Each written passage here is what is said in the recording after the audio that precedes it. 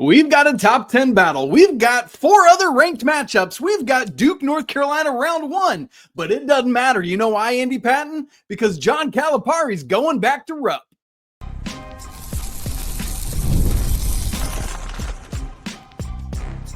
You are Locked On College Basketball, part of the Locked On Podcast Network. Your team every day. Hey there, what's up? Happy Friday. Welcome into the Locked On College Basketball Podcast, the only daily national college hoop show out there.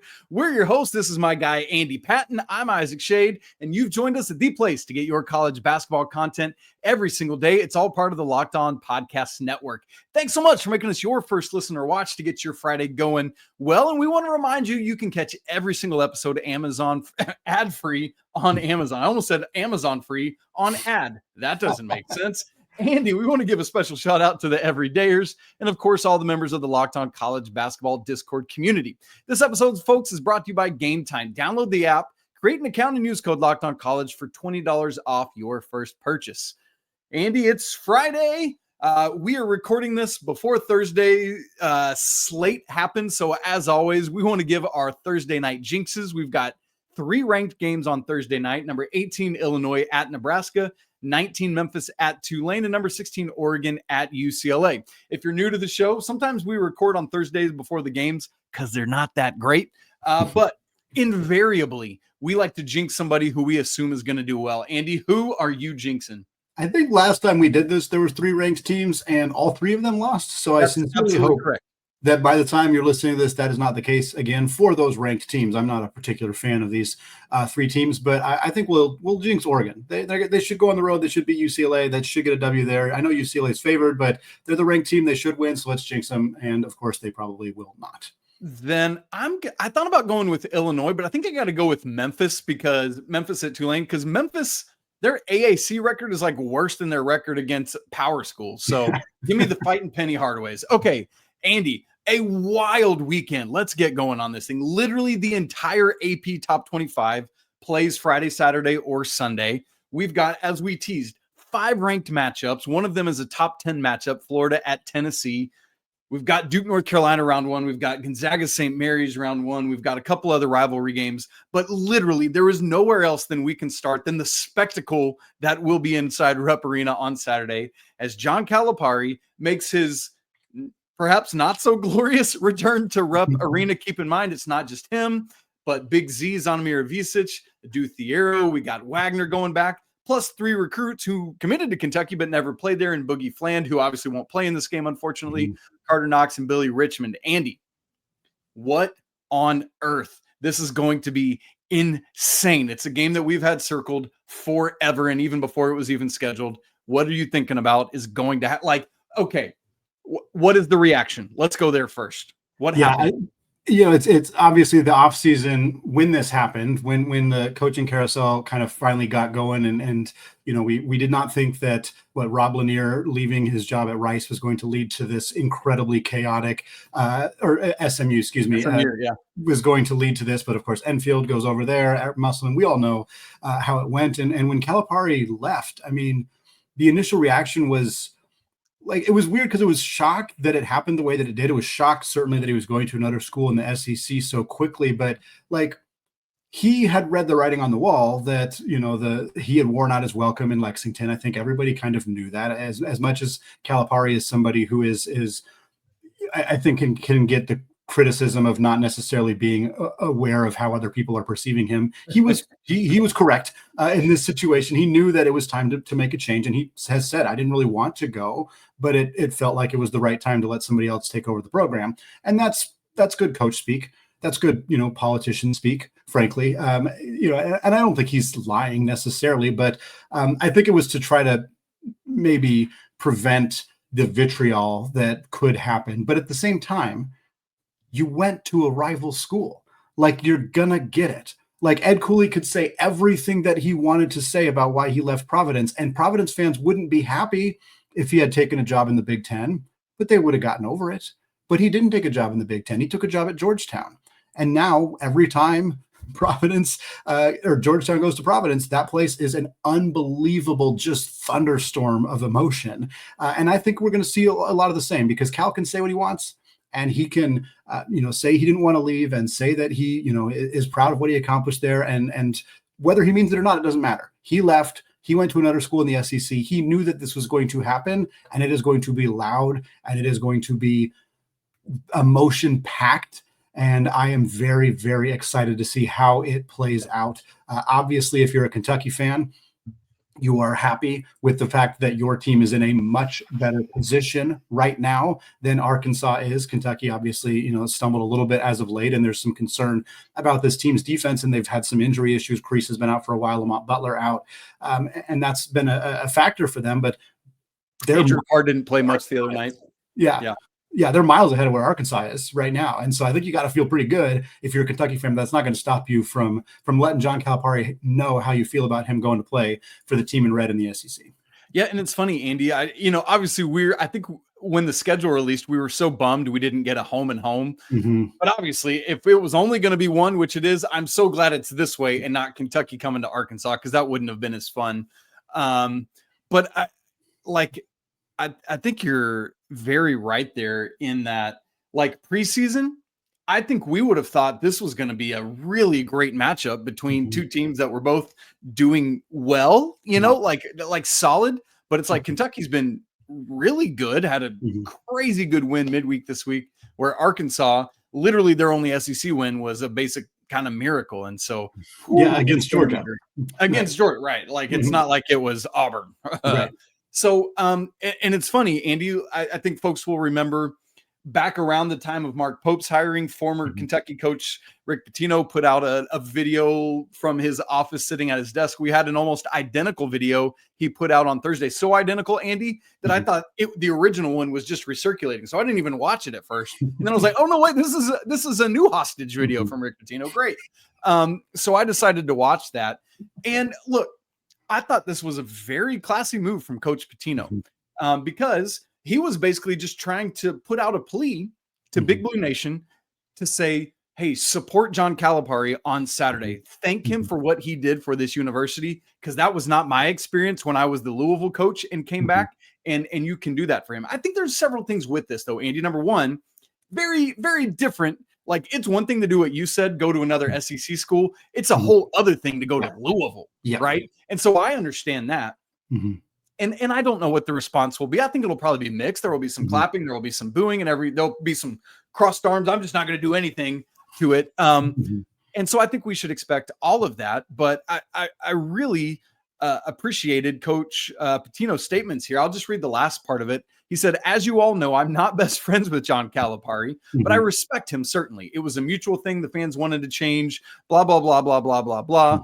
He won a national championship. He brought the best talent in the history of the game to any university in America. His style of play was extremely entertaining. I quibble with that one, except for last year. So he's coming back on Saturday, and I want you all to show the great class that you have. 23,000 plus, giving him a huge standing ovation. Show him what respect and admiration is all about. I know you have that class. I've always believed in you. Do it once again. Andy, what do you think about this statement from Coach Pitino? Look, I don't really disagree with the words that he's saying, but for a coach who left this school to go to the huge in-state rival, to then be coming back to that same fan base to say, hey, please don't be mean to this other coach who left your program to go to, again, not as much, it's a different, but it's also to go to, he didn't go to a Pac-12 school. He didn't go to the NBA. He went to a school that you're going to face, that you're going to compete directly against. Like, it's just, I can understand what he's trying to say, but I could also understand being very, very irritated by this statement. If you're a Kentucky fan, like, who are you to tell us how to feel about John Calipari when you left us to go to Louisville, when you had a very famous moment where you flipped off the crowd? It feels, we were talking off before we got on about how, and we'll probably talk about it here in a second, about how John Calipari likes to sound like he's not making things about himself, but he kind of is making things about himself. Like in this case, his comments about this were like, oh, Z's going to hear it from the crowd, and a dude's going to hear it from the crowd, and DJ's going to hear it, and he's right about that, but he's also knows that he's going to hear it from the crowd.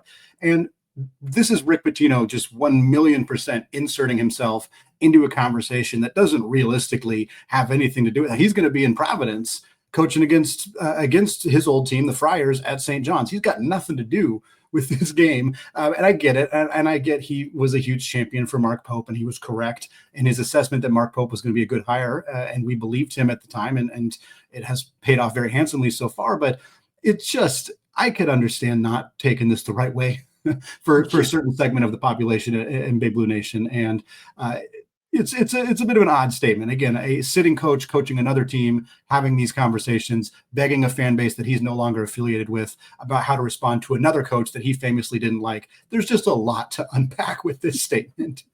Yeah, and and let's also remember Rick Pitino went back to Rupp. Was it for Big Blue Madness? I can't remember when it was. He went back earlier this year, and he got to make up for what he said earlier. It tore me apart when I went back when I was with Louisville. I think another thing to remember in this is different from Coach Cal. Coach Pitino didn't go directly to Louisville. There was some Celtics years in between there, so that's part of this conversation, I guess, as well. It is funny. I love that you brought up that St. John's is playing Providence. How funny is that? Yeah. But Andy, look, I know we got to move on, but this whole time we've been talking about just the spectacle of it all. We haven't even touched on the 40 minutes it's actually going to happen of a basketball game. Look, like literally, I guess now there's a second line at FanDuel, but this was originally the only Saturday FanDuel line that we had initially. That's how big of a deal this game is. But the problem is it's not a very close line. Like Kentucky is wildly favored in this game. Andy, is there any legitimate hope for Arkansas to come into Rupp and win this game in a throw out the record books rivalry sort of way? Or is it just like, look, the Rupp crowd, Big Blue Nation, Kentucky's rolling a little bit right now, even without Lamont Butler the other night, as you said, and hopefully Andrew Carr can play. He only played 2 minutes the other night. Well, what's going to happen in this game? Yeah, if Carr plays, I think it's curtains for Arkansas. I have a really hard time seeing them win this game without Boogie Fland. I know that there's some optimism for Arkansas that, having one less ball dominant player could actually open up the offense a little bit for them and let Nelly Davis kind of play a more comfortable role and Wagner play a more comfortable role. Sure. I think there's some legitimacy to that. I mean, it looked like that was the case in the Georgia game, but I think this team does not have enough talent. I don't think that they have enough, the cohesion with the roster construction the way that it is. And I think Calipari is going to get outcoached, and trying to win a game like this on the road. If they were at home, maybe. They still wouldn't be favored, I don't think. But on the road in this environment with all the emotion that Cal and the players are going to be feeling, I don't see a super realistic chance for Arkansas to pull off a win here. Yeah. Well, Isaac, that's the best SEC game that we got, but it is not nearly the only great SEC game that we're going to be watching on Saturday. We got 5 ranked unranked matchups, 3 of them in the SEC, including Tennessee, trying to see if they can avenge that 30-point loss they took in Gainesville earlier this season. We're going to talk about that coming up in just a second. But first, folks, attending NFL playoff games, it is an experience unlike any other. The energy, the excitement, and the connection with other fans is unmatched. I remember the thrill of seeing my favorite team clinch a playoff win live. It is a memory I will never forget. Shout out John Ryan throwing a touchdown for the Seattle Seahawks. This year, Game Time makes it even easier to create those unforgettable moments with their new feature, Game Time Picks. It filters out the fluff and shows you only the best deals on great seats so you can focus on what matters most, being there. I used Game Time Picks a few weeks ago to get tickets for my dad for Christmas for the Purdue at Oregon game. Fantastic game, especially if you like watching teams miss shots. It could not have been easier to get tickets to that game. I found a super deal. They gave me incredible value for amazing seats, and I could even preview the view from my seat before buying. The all-in pricing is a game changer, no surprise fees at checkout. Plus, knowing that my tickets were backed by the Game Time guarantee gave me complete peace of mind. If you are in the Lexington area and you haven't gotten your tickets, you can get into the door to watch John Calipari's return for $200, and you can get seats in the lower corner for $447. It is going to be the game of the year. Well worth it. Check it out on Game Time. Take the guesswork out of buying those tickets. And if you download the Game Time app, create an account, and use code LOCKEDONCollege. You'll get $20 off your first purchase. Again, create an account, redeem code LOCKEDONCollege for $20 off. Terms apply. Download Game Time today. Last minute tickets, lowest prices guaranteed. All right, Isaac, we spent a long time on just one game, which was very necessary for the optics and the just narrative around that game with Arkansas returning to Kentucky. But there are so many other, literally every top 25 team in action between Friday and Sunday. 5 games between ranked teams, 3 of them in the SEC. We'll start there. We got number 5, Florida on the road at number 8, Tennessee. That game is at noon on Saturday on ESPN. KenPom favoring Tennessee by 3. We got Mizzou, 20th ranked Tigers on the road at Mississippi State, 1 p.m. on the SEC Network. KenPom favoring Mississippi State by 6. And then we got Auburn, number 1 Auburn at Ole Miss, the 23rd ranked Rebels, 2 p.m. also on ESPN. KenPom favoring Auburn by 6. Isaac, for the record, folks, Isaac and I were talking about this beforehand. Really good way to handle your Saturday. Just flip on ESPN and watch it all day long. There's 6 games. 4 of them were the 4 highest ranked games on KenPom's Thrill Score. The other 2 were Duke, Carolina, and Auburn, Kentucky. Arkansas, Kentucky. So, yeah, it's going to be a really good day on ESPN on Saturday. Yeah. But, Isaac, let's start with those 3 SEC games. And I think, obviously, the most exciting one here, the top 10 matchup between Florida and Tennessee. What are you looking for in that game? First off, I don't know why in the world you're not quad boxing. I don't mean you, Andy, but you out there listening and watching. Like, have ESPN, but you got to have 3 other games going too, plus your computer and your phone and all that. Like, there's no excuse for one game in this day and age. Andy, for these games, I'm very excited for all of them. I mean, it's hard not to say Florida at Tennessee is the game I'm most intrigued by, both because it's a top 10 matchup and because what happened in Gainesville. I mean, Tennessee just got their brains beat in that game. They're also coming off, what's kind of been a tough week for them that we just talked about. Kentucky went into Knoxville earlier this week and handled their business, man. And so I'm really curious to see how Tennessee rebounds. Let's remember that Zakai Ziegler left that game.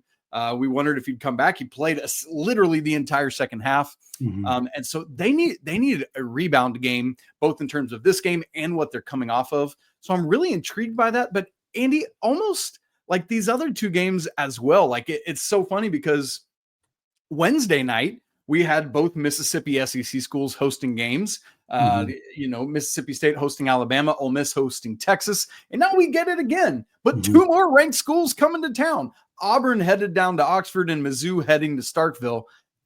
This could be electric. These games tip within an hour of each other. Hubbard, man, he had a crazy 38-point career high. I'm really interested to see how he follows that up. Hopefully for them this time in a win. But Mizzou, that they're feeling bona fide. I mean, it feels legit with Mizzou, but now they got to prove, like, can we continue to go do it on the road? And Auburn, same thing, man. This Ole Miss defense is so good, and the Auburn offense is number 1 in offensive efficiency. Jani Broome, man, he just looks better each time he's been on the court since coming back. These 3 SEC games, I don't know how I can choose, Andy. Yeah, I think I'll talk on a little bit on Florida, Tennessee before we move on to the other 2 ranked games here. Leaf Tulane, obviously our guest on Wednesdays, now the host of the Locked On College Basketball Game Night Show, which will be live on Saturday night to get you through all of this chaotic action on Saturday. One of the things Leaf and I talked about a couple weeks ago, he's really high on Florida's backcourt and less so on Tennessee's backcourt. And I think that's the big kind of storyline coming into this game. It was a big part of the storyline, of course, the last time these 2 teams played each other in Gainesville. And I mean, I think you can make an argument that Florida is perhaps the best backcourt in the SEC. And I think if you're talking best SEC backcourts, you're sort of having a conversation about best backcourts in the country. There are obviously some others that'll challenge, but this Florida team, when Elijah Martin's playing the way he's been playing, with Walter Clayton doing what he's been able to do, and Will Richard kind of being, how many teams is he the 3rd best guard? I mean, it's just such a dynamic group. And I think that Florida's front court is a little bit underrated because so much of the conversation is on that veteran backcourt. But in a game where, Chaz Lanier has been up and down in his SEC career, Zakai Ziegler has been good, but, he's not he's not quite the same playmaker or the same scorer, I should say. He's a great playmaker. But, I think for this game, it'll be interesting to see with Tennessee at home, can Chaz Lanier have a good game? Can Florida's guards kind of slow him down and take him out of his rhythm? And I think that's where this game's really going to come down to if Florida truly does have the best backcourt in the country, this is the game you prove it. And if you beat this team twice, you get a series sweep against Tennessee, you do it on the road, like that's going to really establish how dangerous this team can be. And it's going to be really interesting because this is Florida's first game since Todd Golden has been cleared, since that Title IX thing ended. And so I wonder, being on the road, how does the Tennessee crowd handle that? Because even when somebody's been cleared, away crowds aren't always like, oh, sure, we're good, then we won't say anything about it. No. He's going to be hearing it still. So that's an interesting part of this as well.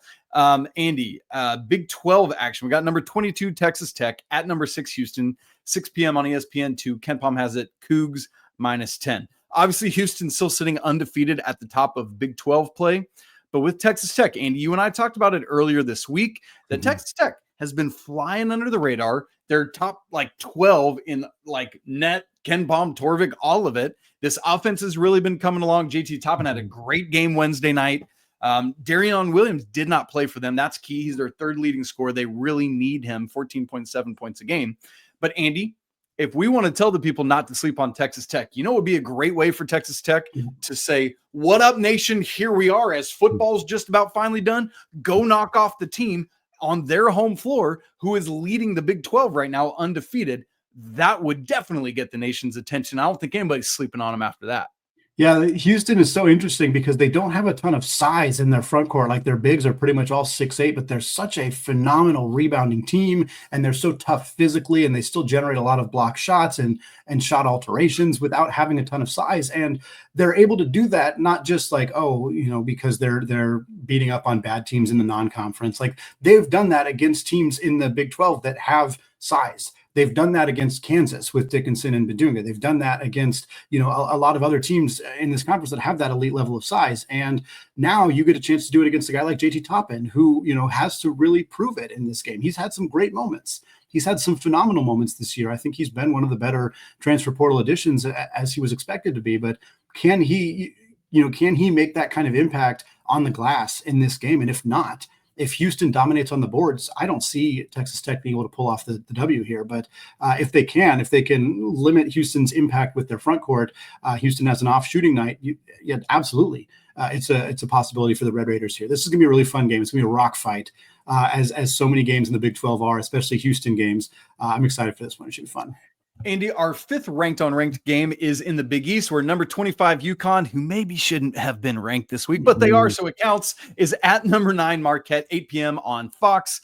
KenPom has that Marquette -8. Andy, look, UConn has lost 3 of their last 6.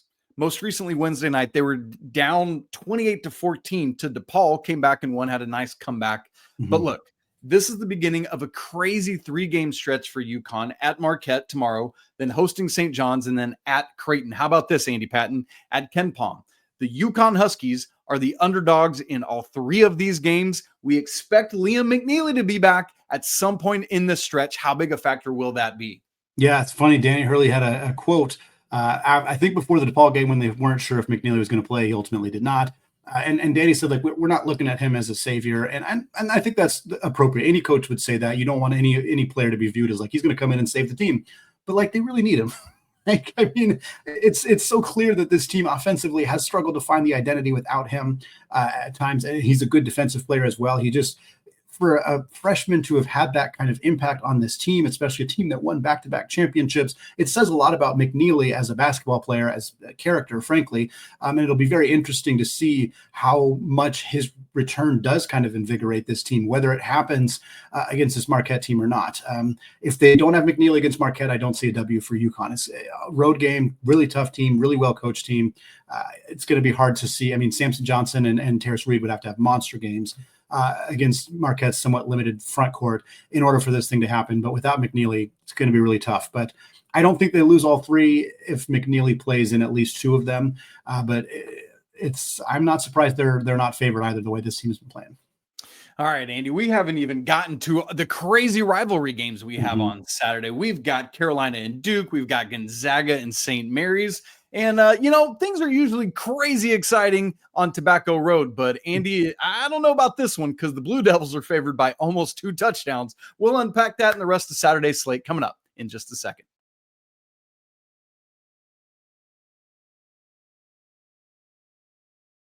Andy, we've talked about a grand total of 6 of this weekend's games, and unfortunately, it is a loaded slate with a lot more to get to very, very quickly. As we've been talking, I noticed we had a top 10 commitment in the class of 2025 earlier on Thursday.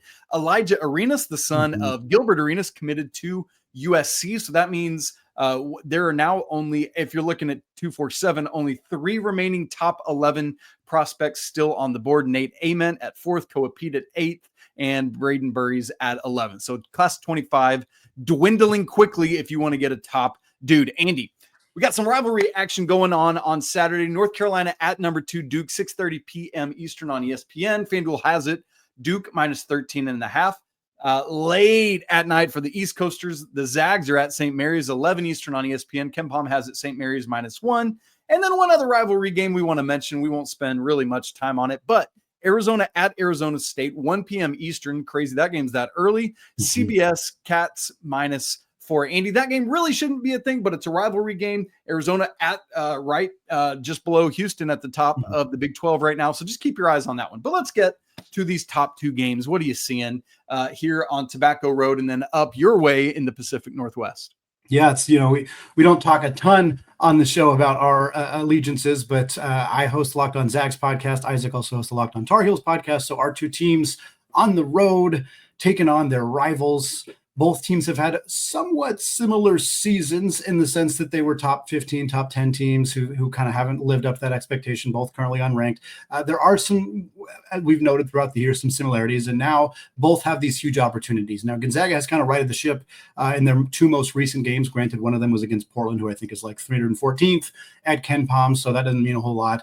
They got incredible vengeance against Oregon State, who they lost to 12 days after they lost to Oregon State. They beat them by 38 at the Kennel. That was a remarkable, jaw-dropping performance from Gonzaga. You can finally start to see some of the players who have struggled to find their roles, namely Caliph Battle and Michael Ajayi, the 2 transfer portal additions, really kind of stepped into the roles we've been needing to see from them for Mark Few's team. And so they're rolling. They're rolling right now. However, St. Mary's just went on a literal 30-0 run. They pulled a UConn, Andy. They pulled a UConn. They pulled a UConn 4-0 to end the first half. They were up 2 at halftime, and then 26-0 run to start the second half. Santa Clara didn't score till like the 9-minute mark in the second half.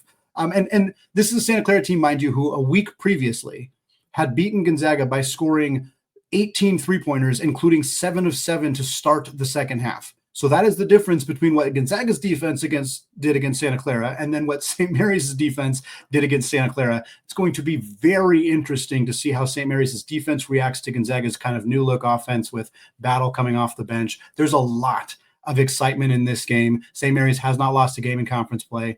It's going to be really fun to see if Gonzaga's offense, which seems to be clicking right now, can do enough to withstand St. Mary's efficient offensive attack themselves. But obviously, most people are going to have their storyline here in the game on Tobacco Road. It's the best rivalry in sports, one of the best rivalries in sports, the best rivalry in college basketball. North Carolina at Duke. The Cameron Crazies are going to be absolutely rocking. I know FanDuel favors Duke by 13.5. I know Duke is number 2 and North Carolina doesn't have a number next to their name right now, but this is always a tough game. This is always a battle. I'm incredibly interested to see if Malik Brown plays for Duke. I'm excited to see if Jalen Washington suits up for North Carolina, what those 2 potential either absences or returns could mean for these 2 clubs. It is tough to see how North Carolina's lack of size will impact them in the way to kind of win this game against Kaman Maluak, against Cooper Flagg and his size. The positional size for Duke across the board is fantastic, and it's frankly nowhere close to fantastic for North Carolina, and it's hard to see that being a hurdle they can overcome. Yeah, Andy, you're absolutely right. Malik Brown or no Malik Brown, I mean, he is Duke's best front court defender, and we've seen his absence clearly in the past couple games as Duke has struggled a bit last Saturday with Wake and then midweek with NC State. Ultimately, obviously, we're still winning both games, but we've seen that. I think part of it is both those teams decided we're going to go at Cooper Flag, and they've had some success with that. The problem, as you said, though, the storyline all season has been North Carolina's lack of interior, but let's not forget their backcourt of RJ Davis and Elliot Cadeau runs 6 foot and 6'1". Then you got Seth Trimble 6'3" at the 3. Last couple games, Coach Davis has also been rolling out Ian Jackson at the 4 as a 6'4" guy, and then Vin Allen Lubin, who's 6'8" at the 5. The problem there is Duke's smallest rotation player is 6'5". So Duke's smallest player is taller than 4 of the guys North Carolina has been starting lately. That is a recipe for a lot of disaster, not to mention how good Duke's defense is. So North Carolina is just going to have to find something. Part of NC State's what got them out to that big run was hitting a bunch of threes against Duke. That's another bugaboo because that could be an area where North Carolina could maybe find some success. They're not a good 3-point shooting team. Andy, everything we look at spells disaster for North Carolina, and yet another win in this season for Duke as Duke continues to ascend. That's what I'm looking for, towards the number 1 seed in the NCAA tournament, while Carolina is just desperately trying to holding on to make it. And it doesn't look all that good right now for the Tar Heels. Could be a bloodbath in Durham on Saturday. All they need is Cade Tyson to randomly be the player that everybody thought he was going to be. If he just comes in and, hits 5 threes, which I think I saw a stat, he scored like 23 of his 60 points this entire season in one game earlier in the year. So you just need him to randomly come back, and then North Carolina will be good. Yeah, that was against LaSalle, by the way. So there's that. Duke, LaSalle, whatever, right? What if he's been sandbagging all year, and this is the game where he's like, joke's on you. Here's Belmont Cade Tyson. Buckets, right? That would be crazy, Andy. All right, we got a bunch of other great action. Andy, I'm not even going to rattle them off because that'll take time. We've got several other ranked teams, obviously, in action on Saturday. What are you most looking at? Yeah, it's funny. There's a fair amount of good games here, but actually not a ton of great games. Like, obviously, we already highlighted the best of the best that we're going to see, but most of these games are games where you kind of don't expect there to be a major upset. Like Iowa State hosts Kansas State, they should win that game. St. John's hosts Providence, they should win that game, etc. The most exciting game on here, to me, pretty clearly, is Kansas at Baylor. Jayhawks 11th right now, Baylor not ranked, but they're hosting Kansas, 4 p.m. This is also on ESPN again. If you only got one TV, roll with ESPN, but certainly a day where you want to have multiple screens going if you can. Ken Pom favoring the Bears by 1. Curious to see what they do with KJ Adams for Kansas, if they put him back in the starting lineup, if they keep Flory Badunga up there. But ultimately, the big issue for me in this game for Baylor is the rebounding. Norchad Omier is a great rebounder. The whole rest of that team, not good rebounders. We've seen them struggle on the glass consistently this season, struggle with interior defense. They don't really have a consistent power forward, so they've struggled against teams that have multiple bigs. Kansas has that. Kansas can utilize that to their advantage. I can absolutely see Baylor winning this game. Kansas has been inconsistent. Baylor's at home. Scott Drew's a great coach, but that is a issue that I feel will be difficult for Baylor to overcome, because you can't coach your team to rebound better necessarily, especially if you're going up against Dickinson and Badunga and Adams. Like, it's just going to be tough to win the battle on the glass, and I don't think they win this game if they're not able to keep those guys off the offensive glass. And then obviously we got to wait to see. I haven't seen yet, unless you have, if DeJuan Harris is going to be able to be back for this game. And so obviously that is a critical factor in this thing. Would love to see that, because would love to see he and Roach go at it in the backcourt there, but we'll see. Andy, obviously a lot of other good action on Saturday. Here's a game I'm really intrigued by tonight, which is the only game, frankly, I'm intrigued by tonight. Indiana going to number 10 Purdue. We got a Hoosier State battle. It's 8 p.m. on Fox. Purdue minus 11.5. Andy, I said this about Texas Tech making a statement. I'm going to phrase it similarly. Hey, you know how Mike Woodson could help himself not get canned at the end of the year? You'll get a dub in Mackey against your rival, right? Like, that would go a long way. I honestly don't know. I mean, it might be too far gone already, but that could be huge for the Hoosiers to go knock off Purdue, who are trying to win yet another Big Ten championship. 3 games on Sunday. I'll rapid fire them. I was going to give you the Ken Pom lines, but frankly, they're going to be changed by the time you hear this, because all 3 of these ranked teams are in action tonight as we're recording this on Thursday. Ohio State on the road at Illinois, Sunday at 1 p.m. on CBS. Memphis, 19th ranked team at Rice. 3 p.m. ESPN Plus, and then Nebraska going out to Eugene to take on the 16th ranked Oregon Ducks, 7:30 p.m. on Sunday on the Big Ten Network. Folks, that is going to wrap it up for us today. So much fun basketball to watch this weekend. Definitely check out the Locked On College Basketball Game Night episode with Leaf Tulane on Saturday evening. He's going to get you recaps on what goes on at Rupp Arena between John Calipari and Arkansas and that Kentucky team. He'll talk the other SEC matchups. We'll talk about all this fantastic action on Saturday night. Check it out wherever you get podcasts. It'll also be in the YouTube feed as well. And then Isaac and I will be back with y'all on Monday to break it down even more. And we're getting into February, folks. That means we're going to start with some bubble watch. We're going to start looking at some NCAA tournament stuff as we're getting closer and closer to the madness that is March. As always, we want to say apologies to the Lawyer family, especially since we didn't give a lot of time to that Purdue game. Let's go Wild Popes, especially this weekend. Cheers to the McBruins. And until next time, peace out.